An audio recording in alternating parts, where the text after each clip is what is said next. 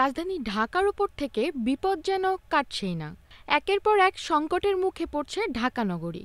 ভূমিকম্পের ধাক্কা সামলাতে না সামলাতেই রাজধানীর কড়াইল বস্তিতে মঙ্গলবারই ঘটে গেল ভয়াবহ অগ্নিকাণ্ড। এতে পুড়ে ছাই হয়েছে ১৫০০ ঘরবাড়ি। শহর জুড়ে আতঙ্কের শেষ নেই। তবে এর মধ্যেই জাতিসংঘ ঢাকাবাসীর জন্য নিয়ে এলো আরেক বিপদের সতর্কতা।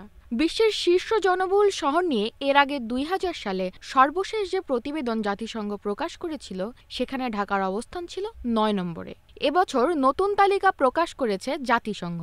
জাতিসংঘের এই প্রতিবেদনে জনবহুল শহরের সবার উপরে অবস্থান করছে ইন্দোনেশিয়ার রাজধানী জাকার্তা। জাতিসংঘ বলছে শহরটিতে বর্তমানে ৪১.৯ মিলিয়ন মানুষের বসবাস।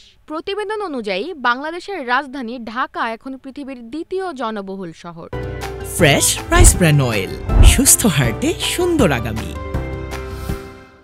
বর্তমানে শহরটিতে ৩,৬০,০০,০০০ মানুষের বসবাস। জাতিসংঘের প্রতিবেদনে পূর্বাভাস দেওয়া হয়েছে যে ২০৫০ সালের মধ্যে ঢাকাই হতে যাচ্ছে বিশ্বের জনবহুল শহর। ঢাকার এই বড় উল্লম্ফন সম্পর্কে প্রতিবেদনে বলা হয়েছে, গত ২৫ বছরে শহরটির জনসংখ্যা আগের চেয়েও দ্বিগুণের বেশি বেড়েছে। জনবহুল শহরের তালিকায় তৃতীয় অবস্থানে রয়েছে জাপানের রাজধানী টোকিও। তবে জাকার্তা এবং ঢাকার তুলনায় গত ২৫ বছরে শহরটির জনসংখ্যা বৃদ্ধির হার তুলনামূলকভাবে স্থিতিশীল রয়েছে। টোকিওতে বর্তমানে ৩৩.৪ মিলিয়ন মানুষ বসবাস করছে।